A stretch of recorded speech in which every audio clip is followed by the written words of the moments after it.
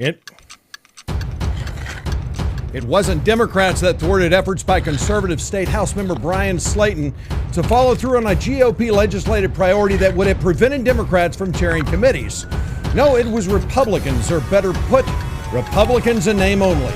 It's time for some Straight Talk, Texas. I'm Bunker Bob Steinhagen, and this is The Bunker Bob Show.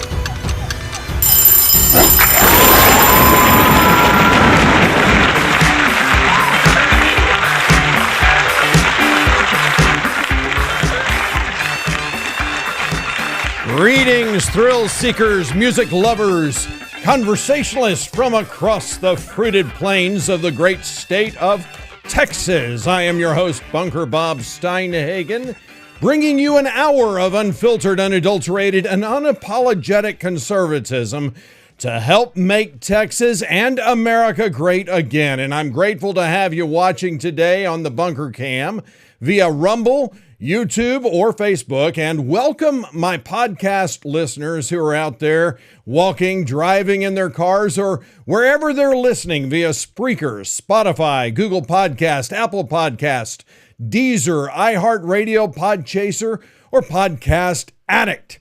So the question is for you is how exactly did we get where we are today? I want to remind everyone, for those of you from Austin, Texas, and Houston, Texas, the big cities that encapsulate the largest mass of liberals out there, or better yet, Republicans in name only. How about Beaumont, Texas as well? Beaumont, Texas happens to be where a large part of my family is from, and unfortunately represented by House Speaker Dade Phelan. You see, last June, to remind those rhinos out there, last June, the Republican Party, the delegates of the Republican state of Texas, all gathered together in Houston, Texas for our convention, where we set out priorities. We set out our party platform, and that party platform, just to give you a sense of how that comes together, a party platform is basically started at a precinct level, and you have a precinct convention where the party planks, party platform positions are presented. I think I presented 47 this year, I think is the number that I presented to my precinct convention, all of which were moved on to the county convention. And at the precinct convention, we elect delegates to serve at the county convention as county delegates. At the county convention, we do the same thing. We look at all of the platform planks that are presented from the precinct. We organize them, and then we vote on them. We vote as a delegation here in Rockwall, for instance, where I live, in Rockwall County. We basically caucus and we establish our platform that we are going to push forward, that we are going to forward to the state of Texas for the state convention. And at that county convention, we elect individuals who will be delegates and alternates to the state convention. And then once that happens, we go to the state convention, and that happened last June. And at the state convention, delegates, again, we had a platform committee, and the platform committee put forward, and we listened to all and considered all of the submissions by every county and senatorial district in the state of Texas, and assembled them into different areas of the platform. And then we put together from that came a legislative priorities committee. And the legislative priority committee is looking at the party platform planks and identifying which of them are going to be priorities. I think we had 18 priorities. May have been 19 or 20, but the idea there is to bring them down to a manageable number where the platform committee will vote, and every county has a representative. Every Senate district has a representative that serves on both serves on the platform committee. They have a separate representative that sits on the legislative priorities committee. And so these representatives from all across the great state of Texas came together and put together a list of legislative priorities that would go to the body for a vote. And that is exactly what happened. And from that, I believe it was 16, 18, maybe more, but I don't think it was more than 18. And I spent a lot of time in the Legislative Priorities Committee. So from that list, we as delegates all received a list of those proposed platform positions that we were going to vote to become legislative priorities. Now, I feel like I've even gone too far in this story because I haven't yet explained that, or if you haven't figured it out, to become a delegate to the state convention means that, especially if you don't live in Houston, means that you are sacrificing not just your time, you're also sacrificing your treasure. You're going to be spending time. You're going to have to purchase a hotel. The cost of transportation. At that time, gas was skyrocketing, as you all can recall. So who on earth would would do that? Who would go to a precinct convention and then lobby to be a delegate or an alternate to the county convention or the Senate district convention? And I understand the reason I use those two interchangeably is because, for instance, counties like Dallas County are massive, and therefore they break them up into Senate districts. Rockwall County, or the Senate districts actually are even bigger, but sometimes what you do is you basically have a Senate district convention all in one, or you break a Senate district up into counties. If for instance, Rockwall and others like them are part of one Senate district, Bob Hall's Senate district. All that to say, what does it take for someone to want to be a delegate at these conventions? And just to give you a little inside baseball, since turning 18, I have never missed a state convention. I have been a delegate to every convention that occurs every 2 years. Conventions happen Republican conventions, state conventions happen every 2 years. I have never missed a convention as a delegate. So why would I do that? Why do others do it? Well, we do it because we care deeply about number one, the platform, because the platform actually means something. When I say I'm a Republican, it means this. You hold up the platform and you say, this is the Republican platform. And these are the principles that I believe. Now, understandably, folks, don't get me wrong. I get that there are people out there who say, well, I don't agree with everything in the party platform. Okay. I respect that, and others do too. There was a time where there were parts of the Republican platform that I didn't agree with. I was not a fan of George W. Bush and his education plan for the state of Texas. In fact, as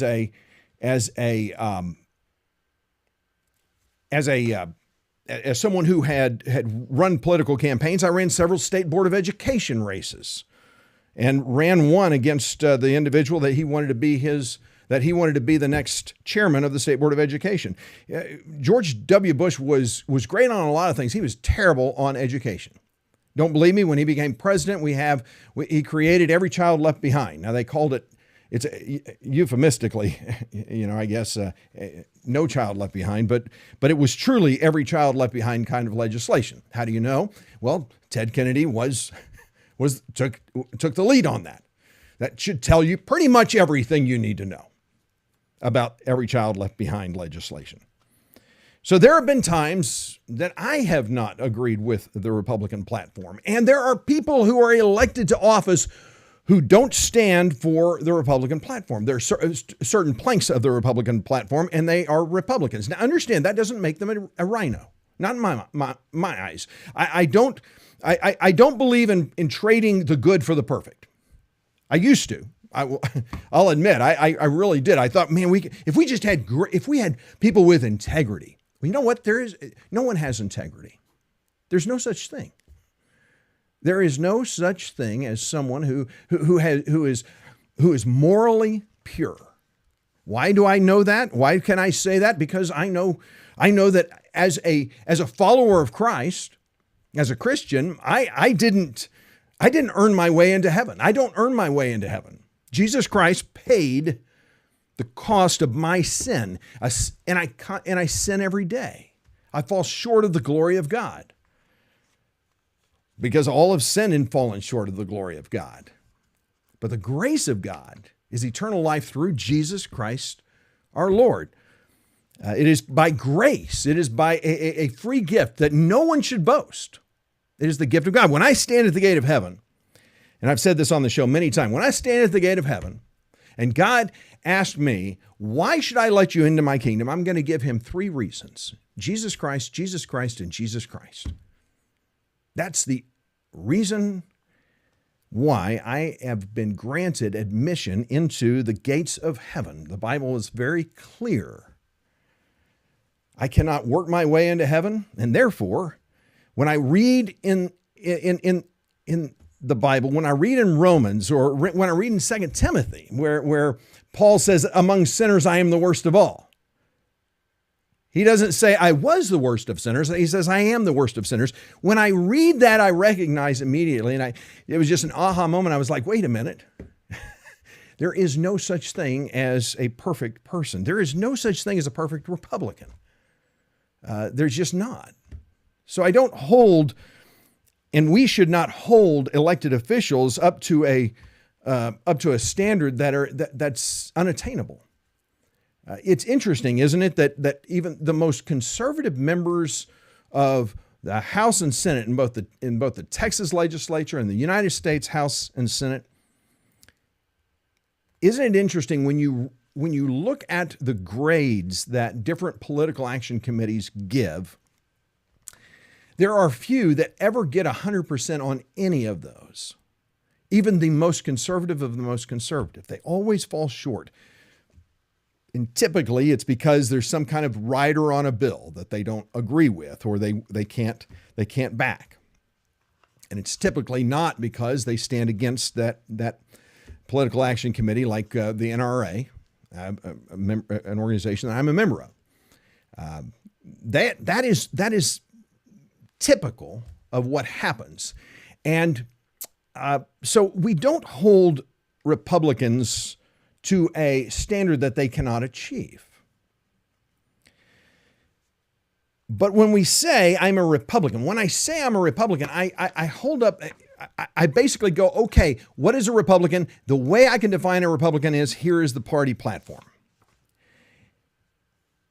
And if I am running for office, if I am a Republican, and there are things in the platform that I don't agree with, I believe that candidate has an obligation to identify, here's where I don't stand with the party platform. It's that simple. Now, the thing is, before you send email, I get it. I've done candidate forums here, and have I ever asked that question of those who are in the bunker? No, I have not. But as I said last year, as I've been going through and detailing the different differences between party platforms, I'm comparing the Green Party, Democrat Party, Libertarian Party, and Republican Party on the different areas of of the platform, and I think I've gotten to 3: taxes and life and something else, business. And I think business and commerce is coming up. Whenever I look at those things, whenever I look at the party platform, whenever I do a candidate forum from now on, whenever it is in a primary, I will require everyone who comes on the show to identify where they stand in opposition to the party platform and give them a platform, if you will, to explain why. Because many times there are good reasons why people don't agree with the party platform. Maybe, I will tell you this. Oftentimes it's, I have found, especially for the people who come into this bunker, who dare put their lives on the line in the bunker, they actually disagree with the party platform oftentimes because it's not strong enough. That's the kind of candidate that I like, frankly. But all that to say, that will be a standard in all future upcoming candidate forums that I have here in the bunker during Republican primaries. But I do believe that if you're running for office, you should be honest with your constituents. But more than that, when you have a state convention and you are an elected official, you are currently an elected official, and you see a legislative priorities committee or you see a platform committee moving in a direction that you do not think is wise or disagree with, I think it is your obligation, because the people, as I talked about earlier, those who go to these county conventions and state conventions, they are there because they love good government. That is what they're pining for. We are tired of a feckless party, one that is beholden to Democrats, one that bows to Democrats, rather than a party that leads. That's what most Republicans are looking for, a party that leads, a party that, and look, when I look at the Republican Party platform, I see hope, I see opportunity, I see a state of Texas, and I see a nation, if it were to follow that platform, that is on a great road to prosperity, on a road to liberty and freedom. That's why I'm a Republican. Why are you a Republican? I think everyone should ask that question. I think many students today who call themselves Republican really don't know why they're a Republican, or many who call themselves Democrat, I think even more, they don't know why they're Democrat. I will put it to you that most kids are whatever their parents are. And they think not much further than that. But here to me is the more disturbing thing. I think there are many elected officials. And I don't want to say this too loudly because goodness knows I don't want to step on toes. But there are many people, many elected officials, I think, who have never actually read the Republican platform. Either if they're a state, if they're a member of, if they call themselves Republican in the state of Texas, they've never read the Texas State Republican platform. If they're a member of Congress or the Senate, they've never read the national platform. There's a problem with the national platform, a huge problem with the national platform. Huge. I mean, gigantic. That I guarantee you you have no idea is in the Republican Party national platform. And because we did not have a convention in 2002, in 2000, what did I say? Because we did not have a convention for the 2000 race. What year is this? 2020. Sorry, I'm a product of the 1900s. I grew up in the 1980s, so everything to me is referenced to 1980. I don't know why it's so hard for me to get beyond 2000, but it is. When in that election, we did not have a national, we did not actually have a convention. I was a Trump delegate. I was the first Trump delegate from this great state in this congressional district, and we did not have a convention. Therefore, our platform committee did not gather. Therefore, Donald Trump had little control over the platform, and we simply adopted the platform that had been created 4 years before. That platform has a major problem in it, and I guarantee you, when and I'll be showing you this, folks, in the coming weeks when I continue to do the comparison. But you're going to be shocked. I honestly was shocked. So all that to say, you have Republicans who gathered together last June, and they gathered together. Why? Because they wanted to make Texas great again. They want to keep Texas great. How about that? Not Texas is great again, but they want to keep Texas great, and they want to make America great again. It was a great convention. It was so great that John Cornyn, the U.S. Senator, John Cornyn, who had just basically worked with Democrats to create an anti-Second Amendment bill and voted for it, literally got booed and jeered off stage. I mean, he stayed on stage, but no one heard a word he said because he was being booed and jeered by delegates, by the people. And as I said, who is it that attends these conventions? It's the people who are helping, who are running campaigns, who are walking door to door for a candidate, for a state rep candidate, or an incumbent, a state senator, a United States member of Congress, senator, U.S. senator, for other races like a commissioner, for mayor. Not mayor. Those are not partisan. Those are not Republican or Democrat. But for those races that are, the people who attend the state conventions are the worker bees. They are the ones. They are the rank and file. They are the people who put their blood, sweat, and tears into this. Why? Because they believe in what they're doing, and they believe in the people who they're supporting. They believe that the people they're supporting are going to do the right thing, that they're going to follow along with the platform. And if they don't agree with the platform, they're going to basically give them a heads up. Hey, by the way, I don't agree with this platform position. Here's why. If you are a state representative, if you are a current state representative or state senator, I think it's reasonable.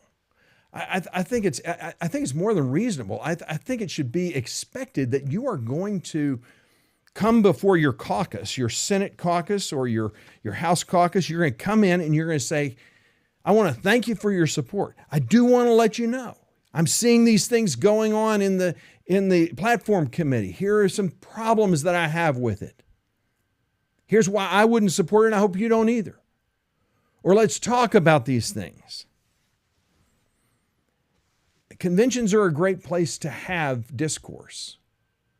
It was remarkable to me that so many people got their nose out of joint when 20 Freedom Caucus members held up the vote for Speaker because they didn't trust Kevin McCarthy, because Kevin McCarthy had lied to them in the past.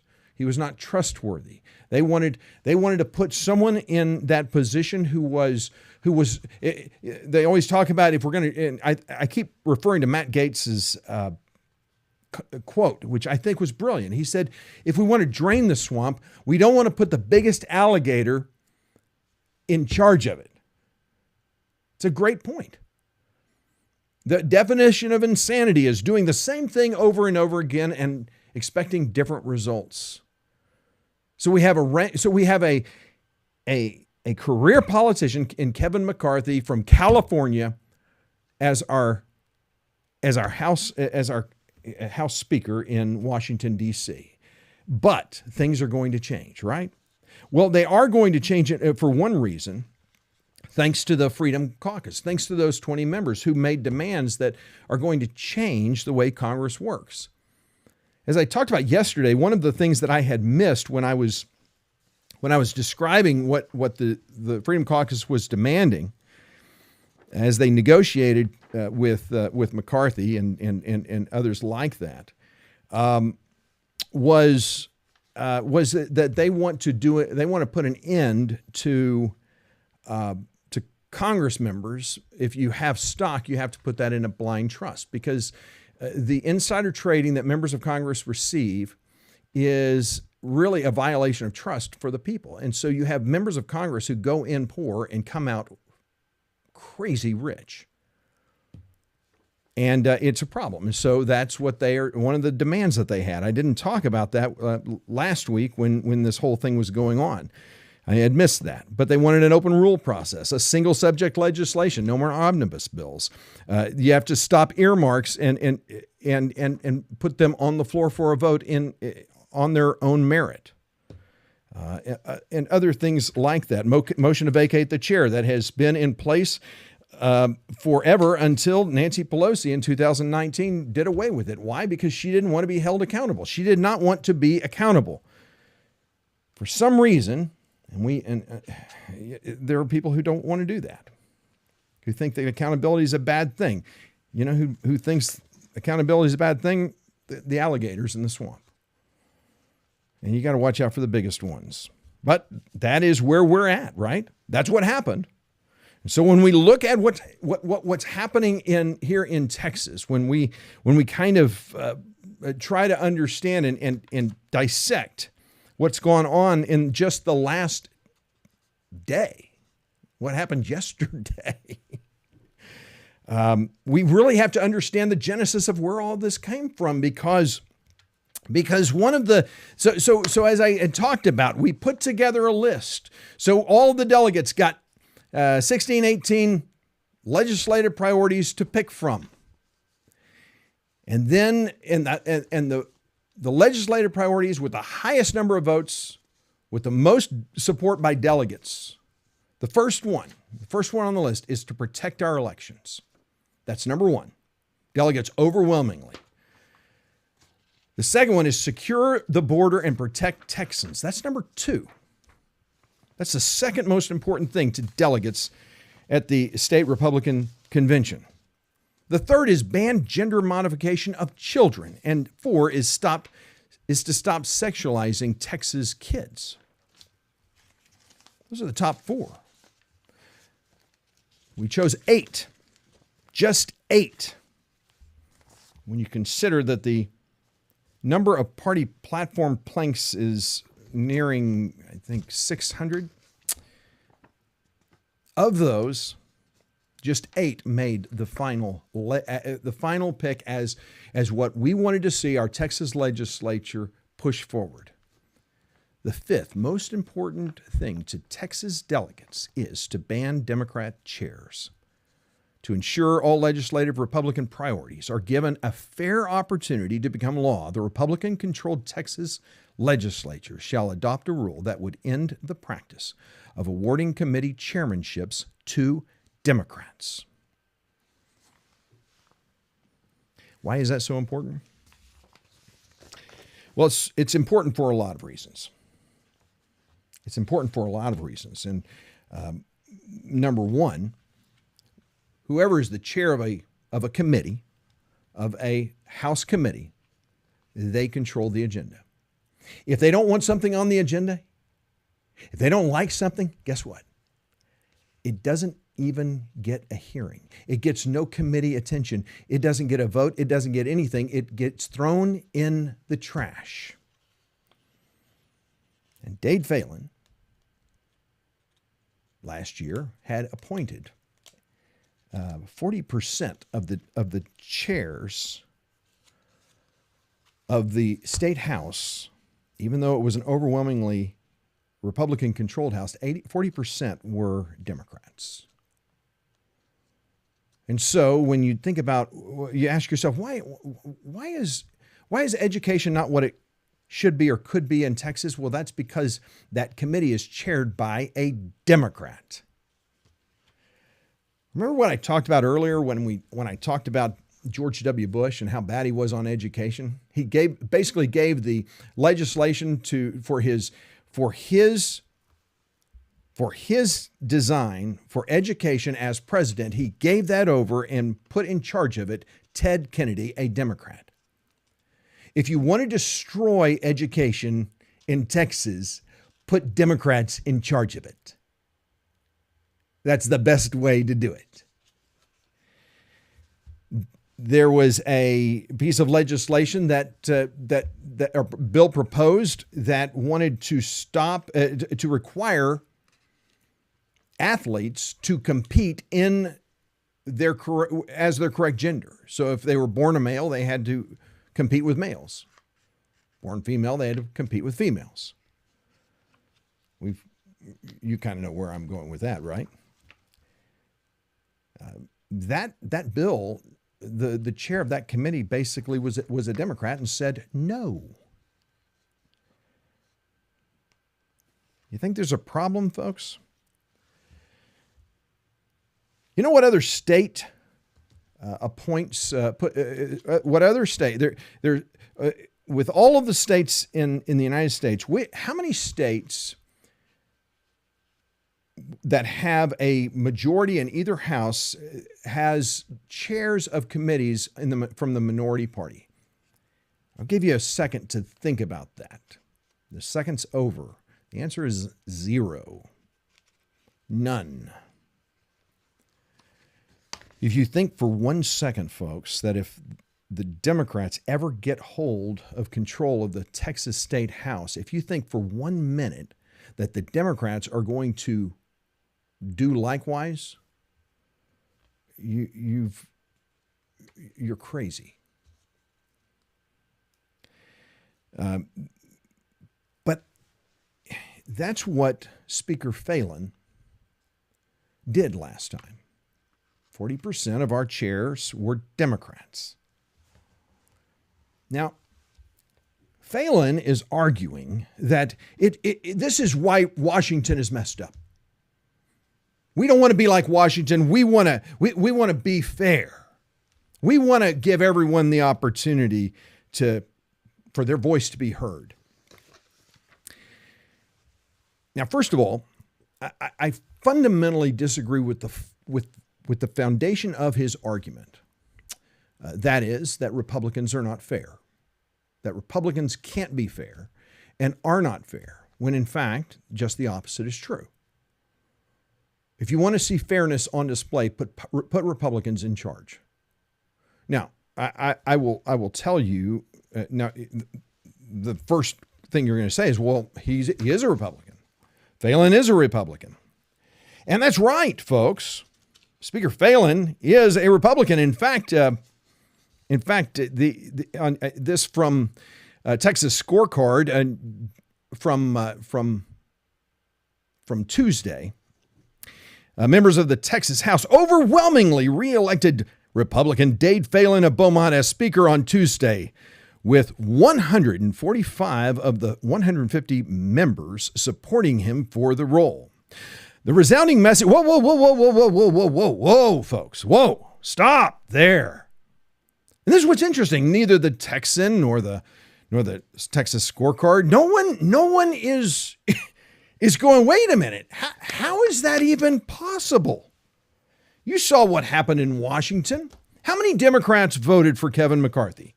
0, right? None. 0. What about after the 5th vote? How many Democrats voted for McCarthy? 0. None. What about the 10th vote? How many Democrats came over to McCarthy? None. 0. What about the 15th vote? The final and 15th and final vote. How many Democrats came over to McCarthy? None. 0. Nada. So how on earth is it possible for Dade Phelan to get 145, 150 members? Are there only 5 Democrats? No. In fact, 100% of the Democrats voted for Phelan. What's going on, folks? Well, as again, I go back to my to the show on last Friday when I had Congressman Phelan on the show, and Congressman Phelan, who had been a member of the state House and state Senate, and had friends, still has friends in the House. He tried to defend what was happening, and when I brought this matter up, he said, "Well, wait a minute, you got to understand, Bob." Remember what he said? He said, "You got to remember that the House Republicans caucused, and he got an overwhelming majority of their support. So he got enough votes to win outright from the Republican caucus." Now, which is different from what was going on with in Washington with McCarthy. They did not have enough Republicans. The 20 standouts. He needed what, 4? He could only have 4 that refused to vote for him. But he had 20. McCarthy did. We're talking about U.S. Congress in Washington had 20 voting against him, which is different than what happened here in Texas. He said we didn't. He said he had enough Republicans outright to win the speakership without any Democrat support, which is true. Absolutely true. But he also, and I said, because we were trying to talk about the congressional thing and we really need to move on. But when he comes back and when he gets in studio, we're going to hash through this, because what Phelan and what the Texas Scorecard and the Texan and Austin American Statesman, Dallas Morning News, all of these newspapers, none of them highlight the fact that when Republicans caucused, it was a fait accompli, because Phelan already had the Democrat caucus 100% backing him up. They had pledged their support for him. So Phelan only needed a handful of Republicans. Get that? He only needed a handful of Republicans to win. He did not need the Republican vote. He just needed a handful. And so basically what he does to get that is something that happened years ago. He basically goes to the Democrats, says, "I'll give you committee chairs if you vote for me." They all go, "Oh, yeah, we'll do that." And then he has to pull a few Republicans along, and those few Republicans then go along because they're going to get committee chairs too. They're going to get some perks out of it as well, which is exactly what happened when the Republicans caucused before session began. So the idea, so why is that's the reason, folks, that you have an overwhelming number. The 5 members that voted against Phelan were not Democrats, folks. They were Republicans. They were supporting Tony Tenderholt. And that's why Republicans have had enough. It is a legislative priority, and this is what the plan was. It's a good plan, but you got to remember when you're dealing with snakes, you've got to get all the way down on your belly. You got to get low. You got to think like a snake. You got to think like a snake. And that's the problem for our party. You know, the problem is we have a speaker. We have a leader of the state Republican Party, Matt Rinaldi, who's unfortunately, he's a man of character. He's not a snake. He doesn't do an end around on people. He's an honorable man. I know it's terrible that we have this kind of leadership in the state of Texas, but that's who Matt Rinaldi is. Sadly, he's not a product of Texas, and I give him a hard time about that. But Rinaldi's just not thinking like a snake. So Julie Glover, who is the who helps with the leads, I think, legislative priorities for the State Republican Executive Committee. Julie's done an amazing job. The Legislative Priorities Committee has done an amazing job from the SREC, State Republican Executive Committee. These guys, I mean, I just give them all kinds of credit, every bit of credit. They have worked their hearts out to try and persuade members of the House to do the right thing. And so Julie, the SREC, the Legislative Priorities Committee, this Republican Party of Texas, led by Matt Rinaldi, had a plan. You see, whenever there is a process by which the rules are created in the State House. It's been a certain way for a long time. It's typically it's held on the Thursday, after everyone's sworn in, the speaker's sworn in, and you have typically Tuesday is when the speaker is sworn in, all the members are sworn in, then you have Wednesday to kind of do housekeeping business. Thursday is Rules Committee. It's been that way for several sessions, and sometimes the rules get delayed. They get delayed back. They get pushed back 2-3 weeks even. Why? Because rules are important, and there's a lot of discussion, a lot of work that goes into making sure that the House rules are just right, that they're going to be fair, that they're going to be equitable, that they're going to ensure that everyone is understanding, and it's going to be a good legislative session. So Thursday is typically when, well, it's always been typically the time frame that you create that you create the rules. It's just the way it is. Well, so what is Matt Rinaldi? What is Julie Glover? What are these fine Americans, these fine Texans? What do they do? They say, okay, Thursday is when the rules are set. We have a legislative priority. No Democrat committee chairs. Okay. So what do? They email all of the rank and file. All those people who come to the state conventions, the county conventions, the people who work hard to get these people elected. What do? They email them, they contact them and say, hey, listen, on Thursday they create the rules. So everyone, let's caravan down to Austin. Let's fill the gallery. And in fact, if you were there on Wednesday, this is what you might have seen.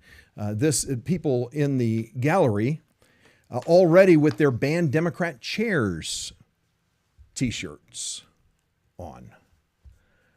That's what greeted many members of the House on Wednesday, on yesterday.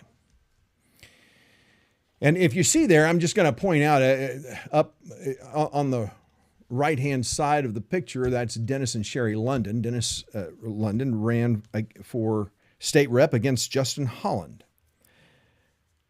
Now, just for sake of clarity, Justin Holland is my state rep.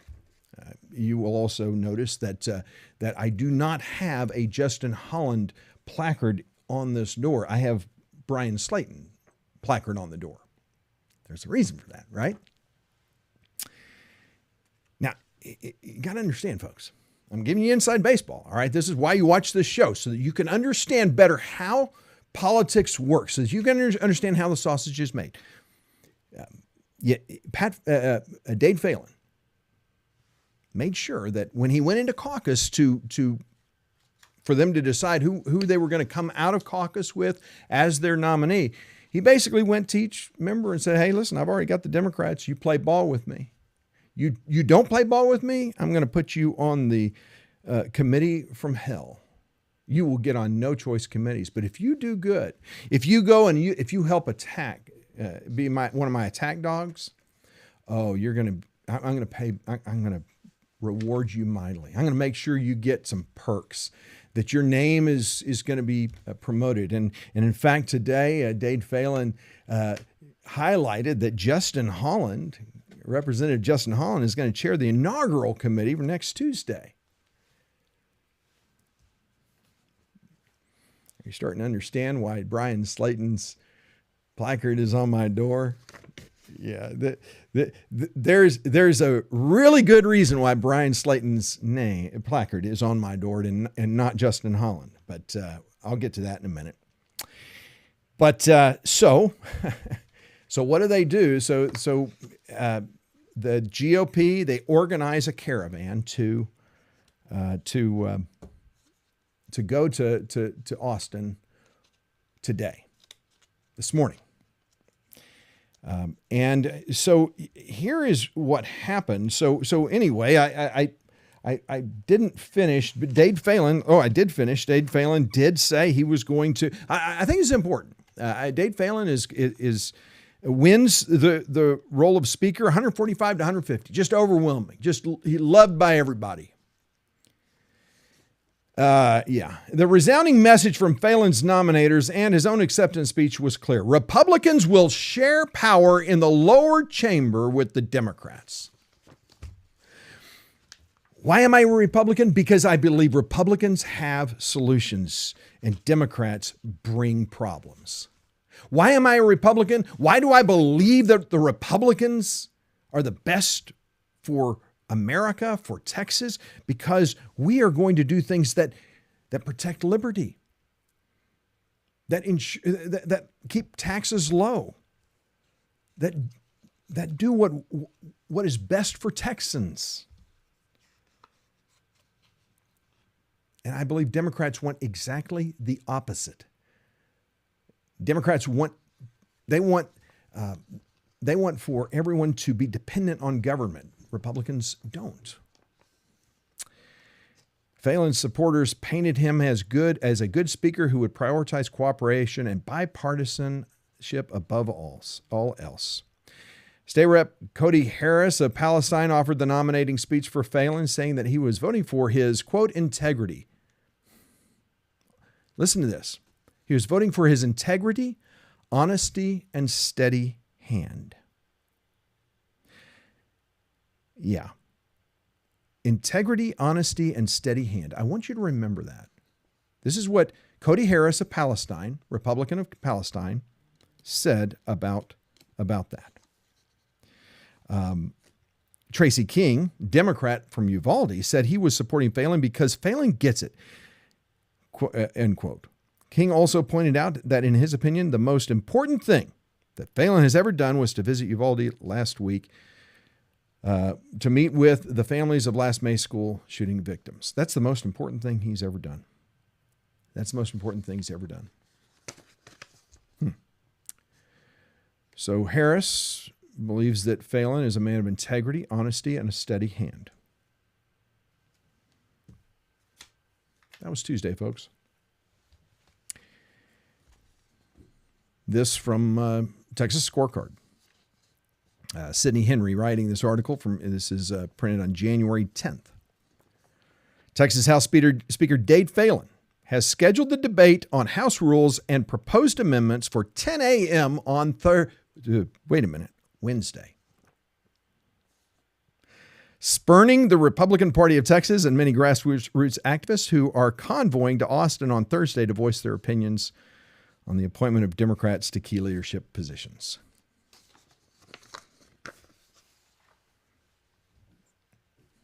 I think I misread what Cody Harris said. Integrity, honesty, and steady hand.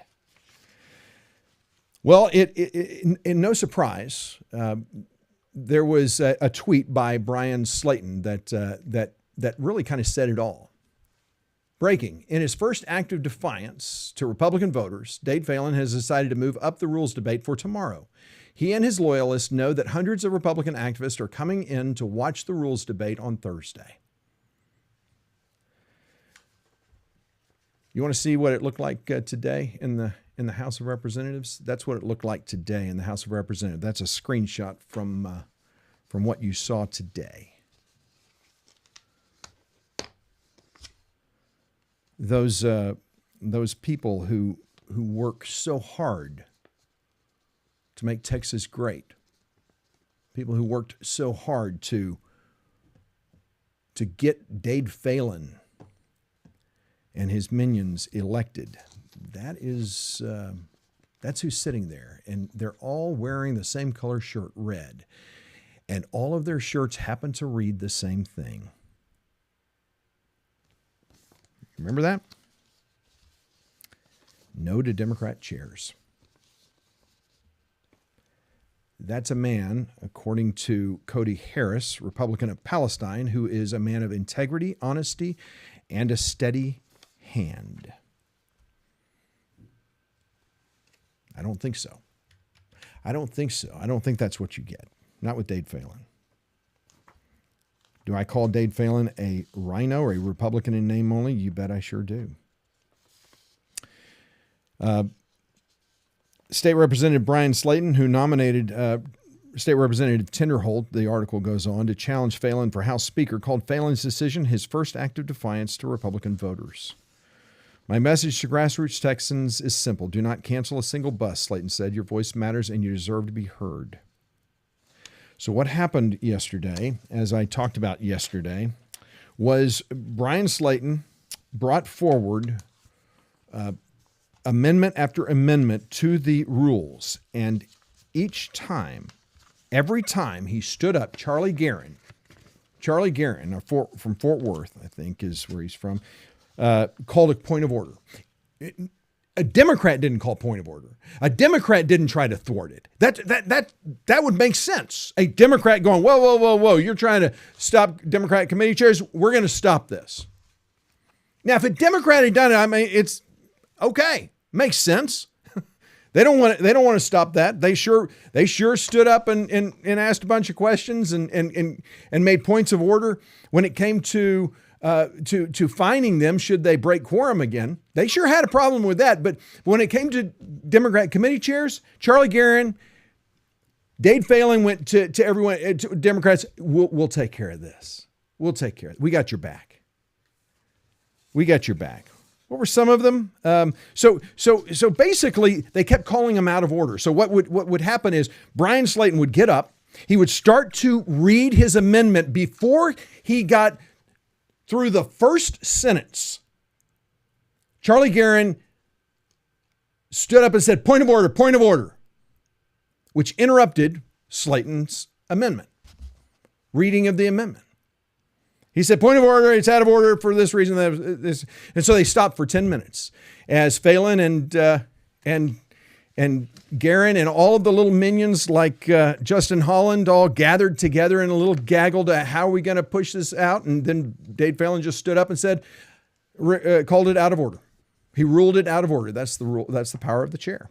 I rule it out of order. Tony Tenderholt had a appeal the ruling of the chair. He had 10 members who were ready to appeal the ruling of the chair. And guess what? And by the way, it's a parliamentary procedure. You basically rule. When you call the committee of the chair, when you challenge the committee of the chair, challenge the ruling of the chair, what you're basically doing is saying we want to vote on whether or not this is out of order or not. And it's not debatable. So there's no debate. But if he's not recognized, then there is no objection. And so Dade Phelan just ignored him. He turned off the back mic. Tenderholt was yelling from the back, and I've got a feed that I listen to, and oftentimes Dade Phelan will turn off his mic, or the mics will be turned off or something. It was so loud you could actually hear Tenderholt yelling. It was from some other mic, wherever it was. You could faintly hear it. I turned up the volume. I was like, yeah, he's yelling. It was a point of order. It never got recognized, so it failed. Slaton also, speech code prohibited. The chair of a committee may not enforce a speech code that restricts the use of biologically correct pronoun. Charle Geren opposed that because it violated free speech. Wait a minute. Bryan Slaton's amendment is basically saying that a chair cannot restrict the free speech of anyone. That's what this is saying. And Charle Geren said, no, that restricts free speech. and he was called, and so they called him out of order. Slaton also said, had another amendment. Chair of each committee shall submit a statement on official letterhead to the speaker as to whether the chair supports Marxism or not. Ruled out of order. Tenderholt had one that stating the chair believes that there are only two genders. That was called out of order. This is how they did it. They just ramrodded it. And when did it happen? It happened on yesterday, Wednesday, when the House chamber was just a little bit full. You saw the image. And they passed the rules yesterday. And so when everyone got there today, you didn't see the image of it from Wednesday. You saw it from today. When everyone got there, they had nothing to rally against. And Dade Phelan even stood up after this. I'm going to just show you an image that when Bryan Slaton walked in to the gallery up above, they were in a standing at ease. The gallery went nuts. I mean, nuts. The microphones were off. I was working on doing show prep, and I just heard this uproar, and I couldn't figure out who it was. And it lasted for about 5 minutes. They just would not stop cheering. I said, "Who is Donald Trump there? Who is it that's there?" And then I'm watching, and at the bottom of this screen that you're seeing here on the video feed, you see Bryan Slaton shaking hands. Every one of these delegates is thanking Bryan Slaton for the work that he is doing to protect them. That's what's at stake here, folks. So Charle Geren and Dade Phelan, they don't care about you, folks. They don't care about Texas. They care about they're there to protect the rights of Democrats, not Republicans. So, what are we going to do about it? Well, we've got a primary coming up, but we've got a legislative session. We got to work with these guys, and we've got to try to convince them that there's pieces of legislation, the other pieces of our legislative priorities are worthwhile. I guess we'll see, right? I guess time will tell, because that's, I guess as the days go by, we'll know. Shocks me when people say Dade Phelan's the most conservative speaker the state of Texas has ever had. That is such a lie. You know who said that? One of Dade Phelan's minions, who's just a lapdog for Dade Phelan. He cares more about his status in the House and what committee he's chairing than anything. It's disgraceful, folks. It's time for us to take Texas back, and we can do that. And I hope that you'll be with me tomorrow, because we'll have more to talk about this. And Texas House is reconvening in next Tuesday. So we'll talk about that and some other things tomorrow. I hope to see you then. God bless you, and you have a blessed day. Bye-bye.